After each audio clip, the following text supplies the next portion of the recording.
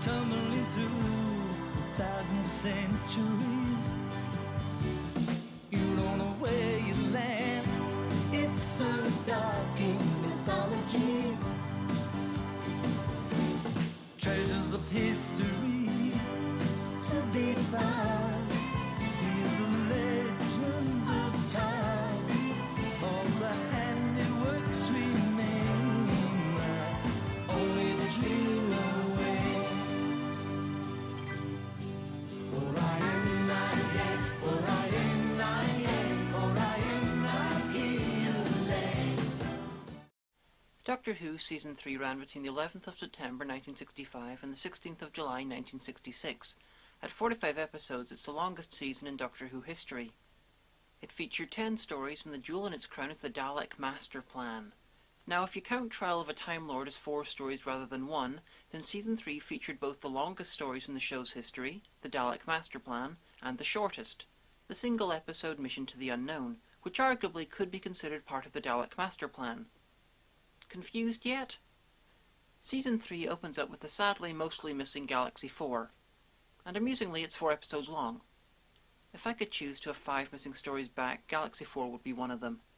It's not amazing, but it features a brilliant enemy alien race. Well, they're not brilliant. They're written as basic evil aliens and they're pretty stupid. I'm not selling this, am I? I'll start again. Galaxy 4 features the evil Dravens, a generic as all hell evil alien race bent on conquest and kicking the shit out of stuff. But someone in production, Verity Lambert, decided they should be played by 1960s model-type women in miniskirts. And the scripts weren't really altered to reflect the casting, except to add an insult or two about the male Dravens. So as a result, we basically have a race of man-hating, genocidal, possibly lesbian go-go dancers, and I fucking love them. On a deserted planet, the TARDIS comes across a fight between the Dravens and the ugly Rills.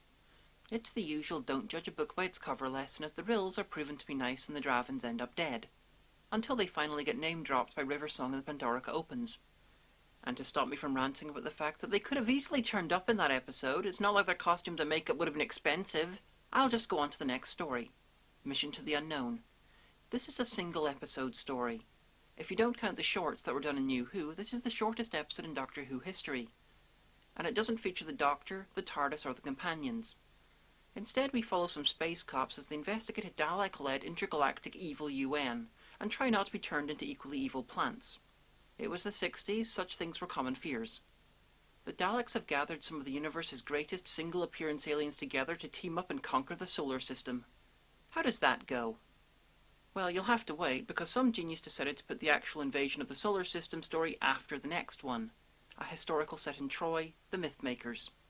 This 4-part story was completely wiped, but like all stories in classic Doctor Who, there exists a complete audio and attempts at recreation in various ways. And it's one of the 5 stories that I'd choose to return if I could only have 5. This is a treat for ancient Greece and ancient literature aficionados. It's basically a retelling of the Iliad with the Doctor who gets mistaken for Zeus. Vicky leaves after falling in love with a Trojan called Troilus and being renamed Cressida. I trust some of you now know why I said it's a treat for ancient Greece and ancient literature aficionados. Joining the crew is the shortest-running definite companion, Katerina.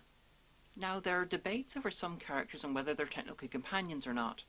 The usual rough definition goes something like this. A person who helps the Doctor and travels in the TARDIS for more than one consecutive story. The thing is, that doesn't cover some people who are considered companions. For instance, Liz Shaw was the Doctor's assistant all throughout Season 7, but never once travelled in the TARDIS. And that definition of companion covers Adam from Season 1 of New Who. He was in Dalek and The Long Game. So was Liz a companion? Was Adam? I'm not giving definite answers except, of fucking course Liz was a companion. She's fucking great! And Adam wasn't. He was a tool. What I'm saying is that there is a grey area about who's a companion and who's not in Doctor Who. It doesn't often come up, but it does exist. And Katerina is the shortest-lasting person on the definite, 100% companion side of the divide. I say that because she joined the TARDIS crew in episode 4 of The Mythmakers, and she was flying through space without a spacesuit in episode 4 of the next story. She lasted 4 25-minute episodes. Jesus! The next story is the hugely fucking epic The Dalek Master Plan. This is the point where the show grew a beard. Not a covering for gayness beard, although the show is quite camp. A kick-your-head-and-beard of badassness.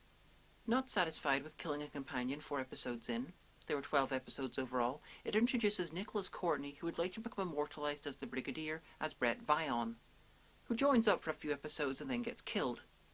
It introduces the first maybe companion in Sarah Kingdom, the most badass female character in the show's history, and this show has featured a teen girl beating a Dalek mostly to death with a baseball bat.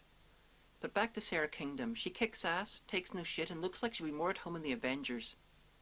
I wasn't talking about that Avengers. But she does look like she could beat up Black Widow. Anyway, guess what? She dies. Nearly everyone in this story fucking dies, but a few are literally aged to death and turned to dust.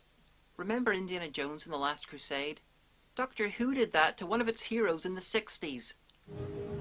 Jesus. They killed Katerina because they wrote themselves into a corner with her.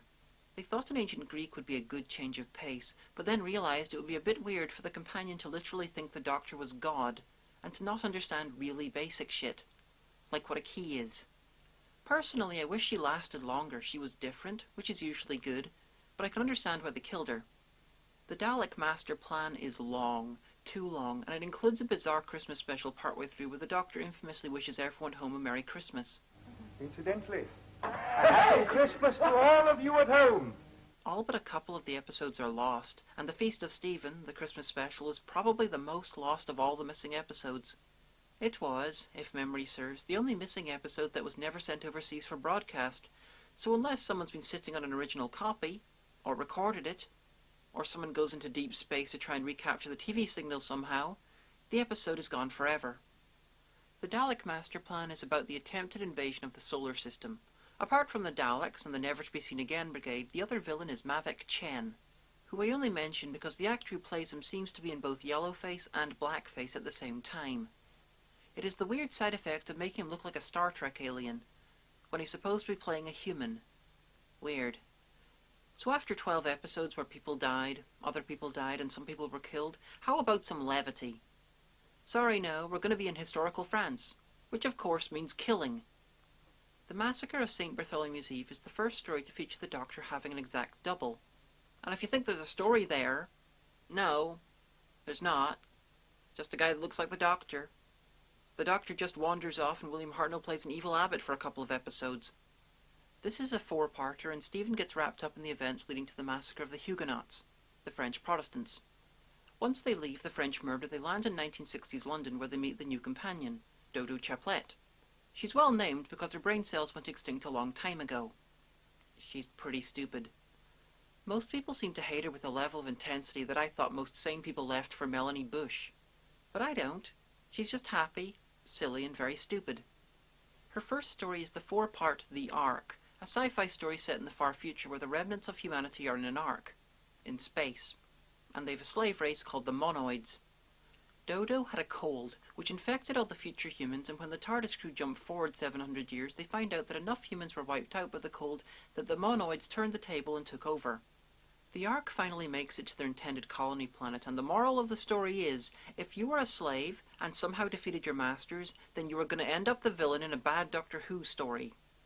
This one was pretty damn offensive, and it's not much better than the next one, The Celestial Toymaker. It's 4 episodes long, and on the surface the Celestial Toymaker is a surreal and fun story about how the godlike Celestial Toymaker captures the crew and forces them to play games for their lives. Then there's the fact that the Toymaker's in yellowface, is dressed like a mandarin, the fact that Celestial used to be a slur used for Chinese people, and the fact that inscrutable, evil manipulators has been a negative stereotype for Asian people for literally 100 years. At least. The fact that the N-word is used in Eeny, Meeny, Miny, Mo is just the cherry on top of this gâteau of racism. And you know what else? This is really fucking boring. It was nice to see Michael Gough, though. Next is The Gunfighters, another 4-parter, and an attempt to do something new, a musical, while recounting the story of the gunfight at the OK Corral. The Doctor has developed a toothache and so heads to the nearest dentist, who happens to be Doc Holliday. Then there's singing, and by the 58th time they sing the Ballad of the Last Chancellor, you were going to wish you were shot in the head. Because unlike most musicals, this one only has one song, repeated with variations. Oh joy. I quite like The Gunfighters, and by quite like, I mean I like it more than most people. But god damn, that song is repetitive. At least the accents are fucking hilarious. Long way from Dodge City, ain't you, Marshal? Reckon you know why I'm here. Your boys killed my kid brother, Clinton. Well, now there's two sides to I ain't every... here to argue. Just to say that Wyatt and me'll meet him at the OK Corral come sunup. The Savages comes next. It's a sci-fi tale where an idyllic race called the Elders hide a dark secret. They're fucking awful to a race called the Savages. The Elders drain their life force to maintain their society. Of course, the Doctor gets some of his drained, and it begins to affect the Elder Leader in ways he didn't expect. And Stephen decides to stay behind to try and help the two societies make peace. Because future English guy powers. The final story of Season 3 is The War Machines, notable for a few things. One, it's the only story where the Doctor is constantly called Doctor Who. The villain, a mega-computer called Wotan, is convinced that's his name. Of course, Wotan could just be smart enough to break the fourth wall and read the end credits. This story also set the groundwork for many of the modern-day stories. It's set in the present, not the rough present, but the then of when it was made, with all the pop-culture datedness that comes with it. And it's set in London. Basically, this story laid the blueprint for about half of Russell T Davies' era. The actual war machines of the title are killer robots controlled by Wotan. Yet another attempt to out-Dalek the Daleks, and yet another failure. This is basically an average episode of Adam Adamant, where they replaced him with an angry old man called Who. And if you don't know Adam Adamant, check out my Adam Adamant reviews. It's a fucking great show. Plug. This is also the story where Dodo leaves in a flurry of no dignity. She gets hypnotized partway through, joins the villains briefly, is released, and then leaves the story halfway through to recover from the ordeal. And is never seen again. Jackie Lane's contract wasn't extended mid-story, and she doesn't even get a goodbye scene. It's noteworthy, but it's also fucking tragic. Dodo deserved better. Even Mel got a goodbye scene, though Mel didn't get an introduction scene. But I'll get to her later. The War Machines also introduced Ben and Polly, the first Doctor's last companions and the second Doctor's first. Polly, like Dodo, is a fashionable young woman, but with brain cells this time. Ben's a working-class sailor and has the honour of being the first proper Mockney in the TARDIS. The 10th Doctor saluted him daily. Season 3 is a mixed bag. Nothing in it is as good as the Time Meddler or the Aztecs, but it does have Galaxy 4 and the Daleks' Master Plan. Then we get 2 stories of unsubtle racism, back to back. Maybe the story to judge this season by is The Gunfighters. Nearly equal parts good, bad, boring, crap, and accidentally hilarious. Join me next time for Season 4, when the Doctor becomes a new man, when we'll see the last pure historicals for nearly 20 years, and for the first time the Doctor's face will be in the opening credits.